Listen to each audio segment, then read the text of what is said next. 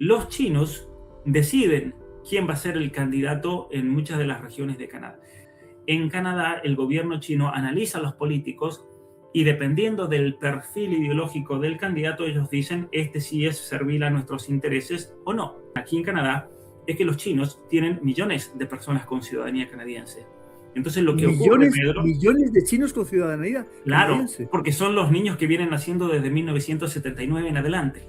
Entonces, cuando hay elecciones, Pedro, aquí en Canadá, todos esos chinitos son relocalizados de acuerdo a la conveniencia y así le hacen ganar a X o a X candidato. Ahora tiene un poquito más de sentido porque Trump decía, miren, Canadá debe ser un estado de los Estados Unidos, porque no podemos permitir la injerencia.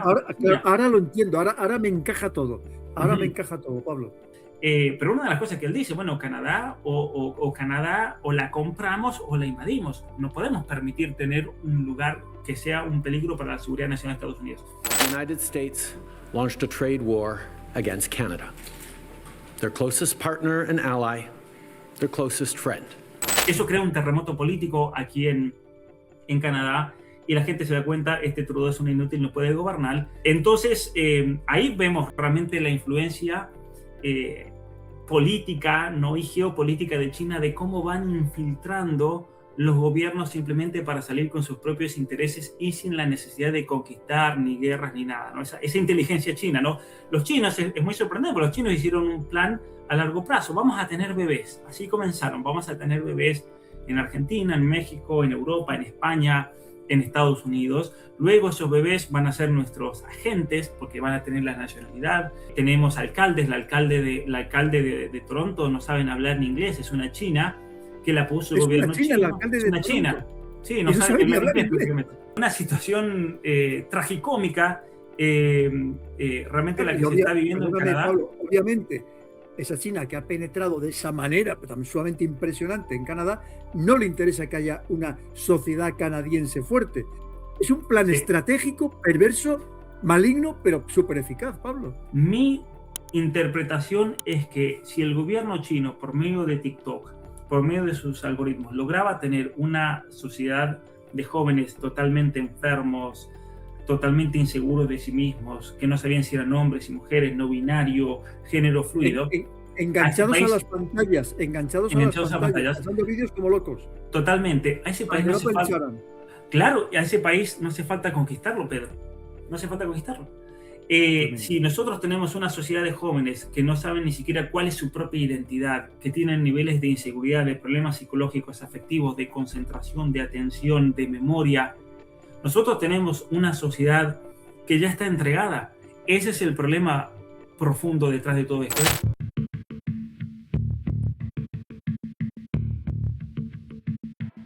¿Cuál es el problema entonces? Que aquí en Canadá tenemos una gran parte de la población que vive de subvenciones sociales, tenemos una gran parte de la población que siente que necesita tener ese favor los inmigrantes con Trudeau, con el Partido Liberal, pero ahí entra el tema de China. Y el tema de China es clave explicarlo. Tenemos que recordar dos cosas, dos datos, o tres datos. El primero, como un dato demográfico. Yo justo estoy en este momento escribiendo un libro sobre control poblacional y demografía.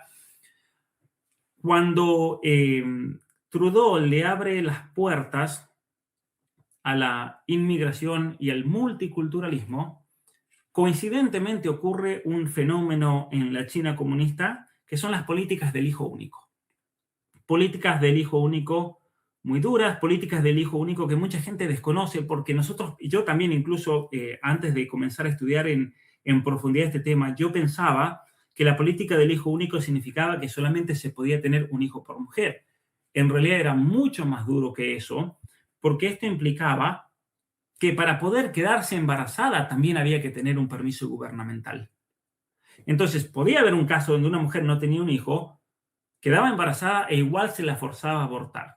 Se calculan que se hicieron más o menos 500 millones de abortos en esa primera etapa. 500 millones. 500 millones, sí. 500 millones de abortos. En el primer paso de los primeros 5 años se hicieron 40 millones de abortos forzados, es decir, se agarraba a la mujer, se la llevaba al hospital, se anestesiaba y se la hacía abortar. Algo realmente macabro, macabro, y es lo que yo opino en este libro va a destruir. Es un libro, por la duda, para los que preguntan, que todavía no sale. Estoy todavía en el proceso de preparación, pero es lo que yo creo va a destruir a China, porque el mismo gobierno de China ya ha descubierto que esa proyección que habían hecho de potencial económico y militar no se va a dar en los términos que ellos querían, en términos cronológicos, debido a las políticas del hijo único. Como no tienen niños. En 30, 40 años China va a haber un colapso demográfico gigantesco, gigantesco realmente, como obviamente lo va a ver España, lo va a ver Canadá, lo van a ver muchos otros países, Europa en general, Italia, Francia, Alemania, Japón. Japón es la nación que está más, si hacemos proyecciones, más cerca de desaparecer para el año 2100. Pero a lo que voy con esto es que el gobierno chino en ese momento se da cuenta, bueno, echa la ley, echa la trampa, como decimos. Entonces, ¿qué comienzan a hacer las élites? Hablan con Trudeau y las mujeres de los miembros del Partido Comunista Chino y las élites vienen a Canadá a tener a su hijo. Vienen a Canadá a tener su segundo hijo y vienen a Canadá a tener su tercer hijo. Esto tiene dos, me parece a mí, después de haberlo estudiado por mucho tiempo, tiene dos propósitos. Uno, el evitar la ley y entonces que las élites del Partido Comunista seguían cumpliendo la ley, pero a su vez tenían 3 hijos, 4 hijos, y entonces podían asegurarse el control en el futuro de que nuestros hijos van a ser la mayoría. Pero por otra parte también tenía un sentido profundo de infiltración dentro del gobierno de Canadá. Y esto es algo que ya lo podemos comprobar. ¿Por qué? En Canadá, en el año 2019, se da por primera vez que eran más los bebés nacidos de madres chinas que autóctonas en regiones como Vancouver, por ejemplo. En este momento, el turismo de nacimiento es más grande, los bebés, que el autóctono. Esto es algo realmente preocupante. Y esto no es algo nuevo, esto viene de los fines de los 70, principios de los 80. Cuando comienzan todas las políticas sanitarias y dictatoriales aquí en Canadá, como se dieron en muchos otros países con respecto al COVID, curiosamente, y esto a mí me llamó mucho la atención, todos los vuelos del mundo se suspendieron, menos los vuelos de China hacia Canadá. ¿Por qué es eso? Porque esas mujeres tenían que venir a dar a luz, porque era parte de esos tratos de Trudeau con el gobierno chino. Hemos llegado al punto, y con respecto a las elecciones, en el cual los chinos deciden quién va a ser el candidato en muchas de las regiones de Canadá. ¿Y eso cómo lo hacen? Y esto es algo que ya está estudiado, está demostrado, hay informes de los servicios secretos de Canadá que han sido publicados. Algún héroe ahí de los servicios secretos se cansó y dijo, esto la gente lo tiene que saber, y lo publicó. Cuando hay elecciones aquí en Canadá, el gobierno chino estudia, así como AIPAC, por ejemplo, controla la política de Estados Unidos y los políticos y quién va a ser el político de acuerdo a cómo sirvan los intereses de Israel. En Canadá, el gobierno chino analiza a los políticos y dependiendo del perfil ideológico del candidato, ellos dicen, este sí es servil a nuestros intereses o no. ¿No? Usted lo ha descrito muy bien en sus libros de cómo los estados se mueven aquí por intereses. Y a ellos no les importa si tiene este apellido, aquel, esta ideología, la otra, mientras me sirva, ese voy a apoyar. ¿Cuál es la diferencia respecto a la influencia o injerencia extranjera en otros contextos, ¿no? Los rusos que influyen y apoyaron a Trump, o los rusos que están con el ADF en Alemania, o los rusos que apoyan a quien sea. La diferencia, a diferencia de esa situación aquí en Canadá, es que los chinos tienen millones de personas con ciudadanía canadiense. Entonces lo que ocurre, Pedro... Millones de chinos con ciudadanía canadiense. Claro, porque son los niños que vienen naciendo desde 1979 en adelante. Entonces, cuando hay elecciones, Pedro, aquí en Canadá, todos esos chinitos son relocalizados de acuerdo a la conveniencia y así le hacen ganar a X o a X candidato. Entonces, por ejemplo, el gobierno chino dice, y esa es la razón que explica por qué el Partido Liberal, a pesar del desastre que ha sido, sigue en el poder. ¿Por qué? Porque ellos que dicen, bueno, a ver, en tal y tal lugar el candidato nuestro, que es el Partido Liberal, gana seguro, pero en esta región no. Entonces, ¿qué hacemos?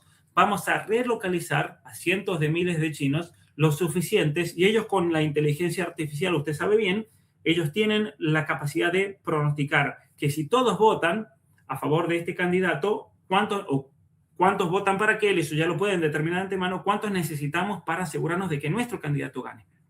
Y es así como ellos relocalizan a la población y a sus candidatos en todo Canadá para asegurarse de que el partido que sirva a los intereses siga en el poder.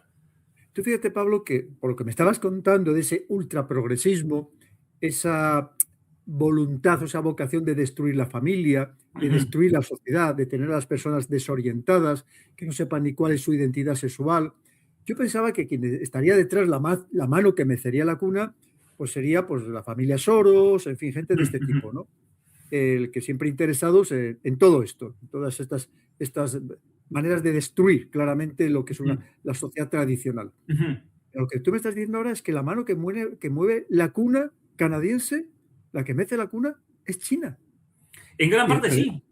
Esto me imagino que le preocupará a Estados Unidos, tener un país del norte, un país que es que fíjate la gravedad de lo que estamos hablando, Pablo, un país que es miembro de la OTAN, país que es miembro de la OTAN, y resulta que lo que me estás diciendo es que quien dirige los destinos, condiciona los destinos de la política y por tanto del país de Canadá es China. Pero Así es. Esto es de una gravedad extrema. Mire, sinceramente te digo, Pablo, yo no tenía ni la más remota idea. Te lo digo así, no tenía, de verdad que me está encantando todo lo que me estás contando porque no tenía ni idea de todo esto. Espectacular. Y es una situación muy preocupante porque los servicios secretos de aquí de Canadá, se llama CSIS, ellos básicamente realizaron un documento, obviamente interno, secreto, de interferencia china. Ellos descubrieron cómo por medio del contraespionaje, ¿no? Usted conoce bien, ellos descubrieron cómo habían muchos candidatos y miembros del Parlamento totalmente controlados e infiltrados por el gobierno chino, el mismo Trudeau, una serie de donaciones muy misteriosas en cuentas de las Islas Caimán, por ejemplo, al mismo Trudeau y a muchos de su gabinete, toda una serie de candidatos que tenían contacto directo con la embajada china, con agentes chinos, viajes hacia el Caribe, por ejemplo, hacia Cuba, donde se encontraban con agentes chinos.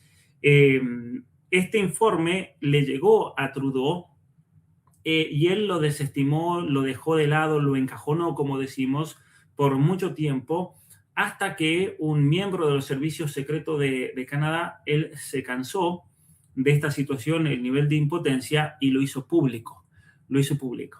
Desde entonces, hay una cacería humana en Canadá contra este o varios agentes que fueron los que filtraron la información. Gracias a Dios todavía no los han encontrado, todavía no han logrado encontrar. Y obviamente ellos, yo creo que como buenos agentes de servicios secretos, tomaron todas las medidas habidas y por haber, y posiblemente también con la ayuda de Trump y del gobierno de los Estados Unidos, para que esto salga a la luz de una u otra manera.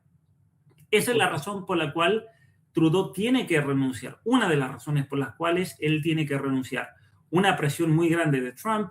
Es Trump el que hace caer al gobierno de Trudeau cuando Trump comienza a decir, bueno, nosotros vamos a tener que tomar Canadá. Porque ahora, a ver, ahora tiene un poquito más de sentido, porque Trump decía, miren, Canadá debe ser un estado de los Estados Unidos, porque no podemos permitir la injerencia. Ahora lo entiendo, ahora me encaja todo. Ahora me encaja todo, Pablo. Ahora me encaja perfectamente. Claro, literalmente. Porque es una cuestión de seguridad nacional para Estados Unidos. Y no es solamente eso, le voy a explicar muchos casos más. Canadá, cuando realizan, cuando se da esta revolución o este intento de imposición de un califato islámico en Siria e Irak, en el Levante, el famoso ISIS, tanto de Bélgica como de Holanda, usted sabe bien, de Alemania, pero también de Canadá, van cientos, miles de hijos de inmigrantes a alistarse en esas fuerzas terroristas, en Al-Qaeda. Canadá no es excepción a eso. Canadá tiene una población que ha sido parte, o tal vez es parte, de grupos terroristas muy grandes, hasta el punto de cuando Rusia interviene, allá por el año 2016 o 17, si mal no recuerdo, cuando se da esa intervención muy fuerte, a Canadá regresan 700, a Toronto, perdón, solo a Toronto regresan 700 miembros del Estado Islámico, soldados activos, terroristas, y que aquí en Canadá no reciben ningún tipo de represalia.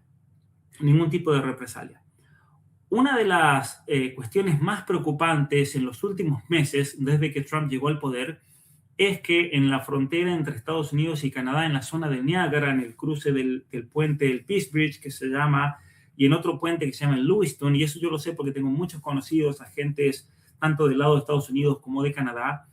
Cientos de militantes islámicos con pasaporte canadiense han sido detenidos en la frontera.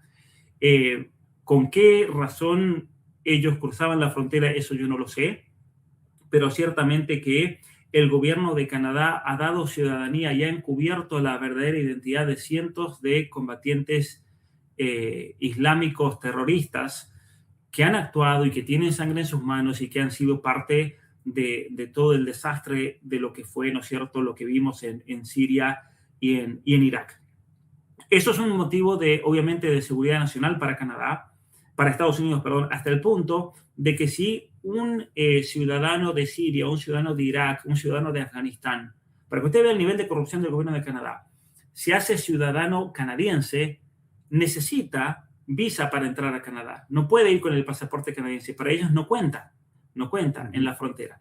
Y en la frontera, cuando uno cruza, yo cruzo muy seguido para los Estados Unidos y de vuelta, hay un nivel de parte del gobierno de Estados Unidos de control muy grande por el miedo y el peligro real de que estas células terroristas que están aquí en Canadá crucen la frontera y realicen algún desmán. Eso es una realidad. Y yo tengo un temor real de que en cualquier momento aquí en Canadá puede llegar a pasar algo, porque estamos con gente muy peligrosa que está suelta. Si ustedes ponen en Google 700 terroristas de ISIS viviendo en Toronto, se van a encontrar con toda una serie de artículos de estos medios oficiales donde el mismo Trudeau decía que se iban a reincorporar con el modelo progresista liberal y se les iba a pasar su sed de terrorismo. Esa es la explicación que él dio de por qué esta gente está libre sin ningún tipo de control. Tremendo. Aquí en Canadá, en esta línea así de historias, aquí en Canadá tenemos un terrorista muy conocido que estuvo en Guantánamo por muchos años. Él es afgano de nacimiento. Él y su padre cometieron toda una serie de actos terroristas en Afganistán junto con Al-Qaeda. Ellos habían venido de inmigrantes a los Estados Unidos, acá a Canadá, perdón, a fines de los 90. Su padre luego se va como combatiente con su hijo que tenía 18 años a Afganistán. Ellos combaten por muchos años y después de una serie de operaciones, el padre creo que muere en batalla junto con los talibanes y el hijo es capturado en una de las batallas y llevado a Guantánamo. En Guantánamo, él está ahí por una serie de años y en el año 2015 o 16 el gobierno de Canadá, ya Trudeau en el poder, hace un arreglo con el gobierno de los Estados Unidos para que termine su condena aquí en Canadá. Entonces el gobierno de Estados Unidos lo entrega e inmediatamente que él llega aquí a Canadá, Trudeau personalmente va a pedirle disculpas por no haber defendido sus derechos humanos, lo liberan, o sea, nunca fue a la cárcel este terrorista, y encima el gobierno de Canadá le da $10 millones en compensación por haber fallado. Esto es una locura. Y esto es un caso muy conocido aquí en Canadá. Es un caso muy conocido aquí en Canadá, muy conocido. Este hombre ahora vive en Mississauga, así que para quienes son ahí fuera de Toronto, para que sepan la cantidad de terroristas realmente que hay, gente probadamente terrorista. Hay un juicio muy grande de parte de las familias que asesinó, familias militares en Estados Unidos que están haciendo, por eso él no puede salir de Canadá porque tiene un pedido de captura, de hecho, por el Departamento de Justicia y el FBI de los Estados Unidos. Entonces, también muchos de los aranceles y todo el castigo económico de Estados Unidos a Canadá viene por ese lado. Viene por el lado de que Canadá activamente ha tomado toda una serie de decisiones políticas, ideológicas, que están afectando de una u otra manera la seguridad nacional de los Estados Unidos, ¿no? Vamos a otros casos, entrenamiento de tropas especiales en China, se entrenan aquí en Canadá, por ejemplo, en el invierno, algo que está prohibido por las leyes, ¿no es cierto?, de protección del NORA, el NORA es un tratado para los que no lo conocen, de protección del espacio aéreo y espacio físico entre Estados Unidos y Canadá, de tal manera que si cualquiera de los dos países están en peligro, ambos pueden intervenir para asegurarse la mutua protección. Canadá ha roto sistemáticamente todos estos tratados con la infiltración de militares chinos. sea que China ha aquí, encontrado un paraíso en Canadá, vamos. un paraíso. Es más, es peor todavía. Hay estaciones de policía secretas. Bueno, ya no son secretas porque ya han sido reveladas por otra de las cuestiones que los servicios secretos de Canadá han revelado es que China tiene estaciones de policía secreta donde ellos van siguiendo a todos los ciudadanos chinos, se hace espionaje. Bueno, se dice que solo los ciudadanos chinos, yo creo que es mucho más amplio, pero hay estaciones de policía secretas, hay estaciones de detención aquí en Canadá, de tortura, de extracción de personas si no cumplen con sus mandatos geopolíticos, lo cual es muy peligroso, ¿no? Tenemos nosotros estaciones de policía secreta aquí dentro de Canadá. Trudeau nunca hizo nada al respecto, obviamente sabemos por qué, porque era la manera de él asegurarse el poder, pero cuando llega Trump realiza una desestabilización muy grande del país, porque él dice, bueno, nosotros vamos a invadir Canadá, porque ya la situación, usted sabe cómo es Trump larga esas palabras, ¿no es cierto? Muchas veces para causar simplemente revuelo, pero una de las cosas que él dice, bueno, Canadá Canadá o la compramos o la invadimos. No podemos permitir tener un lugar que sea un peligro para la seguridad nacional de Estados Unidos. Eso crea un terremoto político aquí en Canadá y la gente se da cuenta, Trudeau es un inútil, no puede gobernar. El mismo partido le pide a él que renuncie y es ahí cuando Trudeau elige, a dedo de rey no lo elige, las élites, alguien lo dijo, tiene que venir Mark Carney. ¿Quién es Mark Carney? Bueno, Mark Carney es un personaje nefasto. Él fue por muchos años el presidente del Banco de Canadá, el Banco Central de Canadá. Él es el culpable de haber básicamente vaciado el oro del Banco Central de Canadá. En este momento, usted se va a sorprender, Pedro, pero como sabe seguramente muy bien, en este momento estamos ante un peligro real si alguien no quiere llamarlo peligro, llámelo de la manera que quiera, pero un peligro real de que el dólar se revalúe, de que haya un reseteo monetario, por muchas razones. Una de ellas la deuda externa de los Estados Unidos. Para Trump es imposible en este momento pagar los intereses de la deuda. Por otra parte, si él quiere industrializar a los Estados Unidos, tiene que bajar el valor del dólar para ser competitivo a la manera como lo hicieron los chinos. Hay muchas razones por las cuales grandes economistas en este momento están hablando de que en cualquier momento el dólar se va a resetear. Entre paréntesis, si tienen dólares, entonces tengan cuidado porque puede perder todo el valor del día de la noche a la mañana. ¿Qué están haciendo todos los bancos centrales en general serios del mundo? Están comprando oro. Y eso es lo que está haciendo que el oro suba, porque ellos saben que esos dólares que tienen, que es la moneda de cambio internacional, al menos en Occidente, porque después del error grandísimo de haber dejado a Rusia de lado, obviamente que el dólar ya dejó de tener ese monopolio comercial a nivel mundial, pero la realidad es que los bancos centrales que saben lo que está pasando están comprando oro. ¿Qué hizo el gobierno de Canadá o el presidente del Banco Central de Canadá en el periodo de Mark Carney?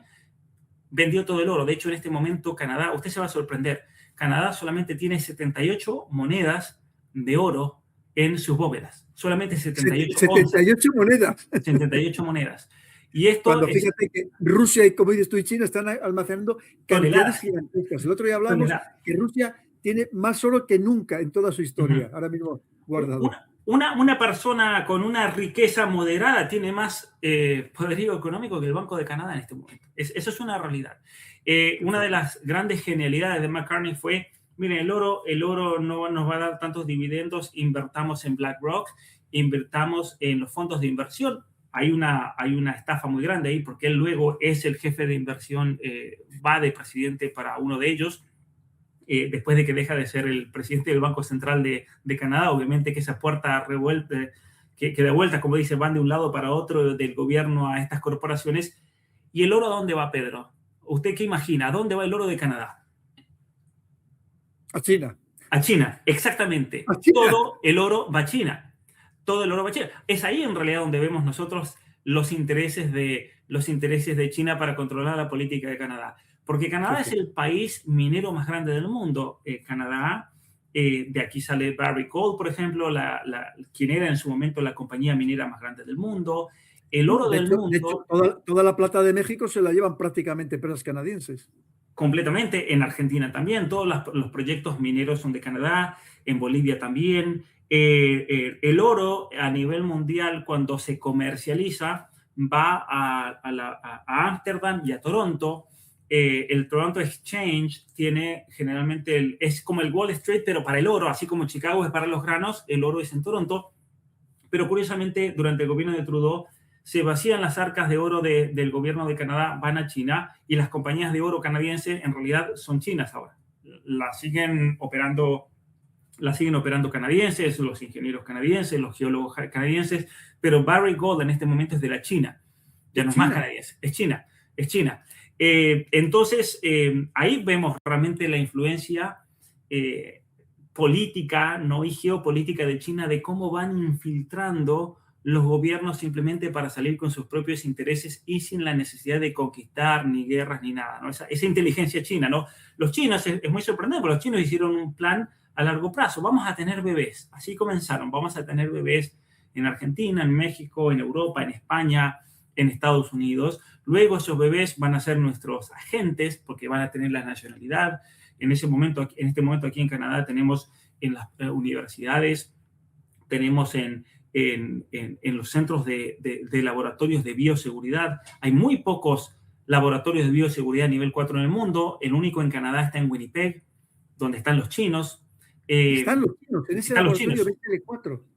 Están los chinos y tiene la conexión con Wuhan. De hecho, una de las teorías de problemas sanitarios que han habido es que uno de los virus fue transportado desde el laboratorio de Winnipeg hacia el laboratorio de Wuhan. De hecho, han habido muchos casos donde en los aeropuertos han encontrado a científicos que vienen a hacer pasantías al laboratorio de Winnipeg, y la Policía Real Montada de Canadá los ha encontrado con básicamente material biológico que se robaban. De hecho, en este momento hay en Estados Unidos en la cárcel algunos chinos que habían pasado por Canadá y hicieron escala.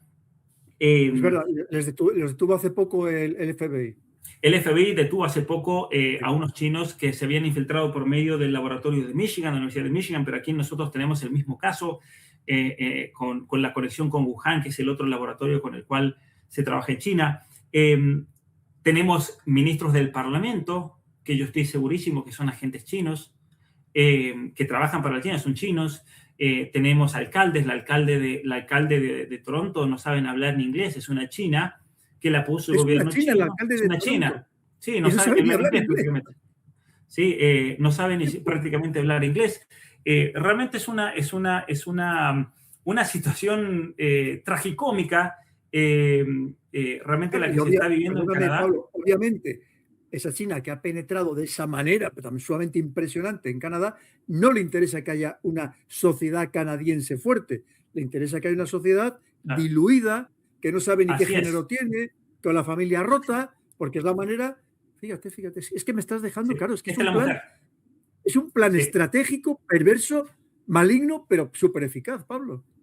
Totalmente. Esto es geopolítica pura en acción, lo que estamos hablando, coronel, porque ahí realmente es donde se ve una conjunción de manipulación con algoritmos, de servicios secretos, de política a largo plazo, de infiltración. Yo creo que la táctica de los chinos de infiltrar gobiernos por medio del nacimiento ha sido una genialidad, porque realmente nosotros en Hispanoamérica Pablo, y al mismo tiempo necesita tener una sociedad absolutamente diluida, entretenida, mal formada, mal educada, totalmente, que no sepa ni quién es su padre ni su madre, que no sepa cuál es su identidad sexual, porque la manera de lo que tú has estudiado también, que es la manipulación. Luego, una vez que tienes esas personas que están desnortadas, viene la manipulación total, ya no de ellas, de la sociedad en su conjunto. Así es. Vaya obra maestra. Y una de las cosas para que no quede descolgado lo interesante que comenzamos a hablar al comienzo. En el año 2014-2015 yo comienzo a percibir, y en la literatura científica comienzan a salir muchísimos artículos de jóvenes que no habían padecido trastornos de la identidad de niños, que eran totalmente normales y se comenzaban a enfermar con trastornos psicológicos. Y es ahí cuando surge el concepto, y ahí entra China también de lleno, pero también las plataformas tecnológicas de los Estados Unidos, surge el concepto del contagio social. Las redes sociales estaban exponiendo a niños a toda una serie de conductas y problemas psicológicos que los estaban enfermando por medio de mecanismos algorítmicos, inteligencia artificial y experiencias visuales muy profundas por medio de las redes sociales. Uno de los agentes de esta transformación que yo identifico aquí en mi libro es TikTok y el gobierno chino. Ahora, uno puede especular por qué lo hacían ellos. Mi interpretación es que si el gobierno chino, por medio de TikTok, por medio de sus algoritmos, lograba tener una sociedad de jóvenes totalmente enfermos, totalmente inseguros de sí mismos, que no sabían si eran hombres y mujeres, no binario, género fluido. Enganchados a las pantallas, enganchados a las pantallas, pasando vídeos como locos. Totalmente. A ese país no hace falta. Claro, a ese país no hace falta conquistarlo, Pedro. No hace falta conquistarlo. Si nosotros tenemos una sociedad de jóvenes que no saben ni siquiera cuál es su propia identidad, que tienen niveles de inseguridad, de problemas psicológicos, afectivos, de concentración, de atención, de memoria, nosotros tenemos una sociedad que ya está entregada. Ese es el problema profundo detrás de todo esto. Es decir, detrás del celular y detrás de las redes sociales y los algoritmos de manipulación y control, nosotros tenemos una cantidad de datos gigantescos que yo los traigo aquí en el libro, que a partir del año 2012 comienzan a explotar toda una serie de problemas, tanto psicológicos como neurobiológicos, en la población adolescente e infantil. Problemas de autoestima, problemas de inseguridad personal, problemas de autolesiones, problemas de depresión, problemas de identidad de género, problemas de memoria, problemas de concentración, de atención. Lo vemos en los resultados de los exámenes PISA, por ejemplo. Un dato preocupante, en México, solamente el 1% de la población adolescente que tomó el examen, que son entre 16 y 17 años, solamente el 1% puede comprender conceptos abstractos. Ahora, solo el 1%. Solo el 1%. Espero que te haya gustado este vídeo. Puedes dejarme comentarios abajo y también compartir el vídeo para que llegue a más personas. Y por supuesto, aquí tienes la entrevista completa con este invitado, que ya veis que hemos tratado de temas interesantísimos que nos afectan a todos, también a ti.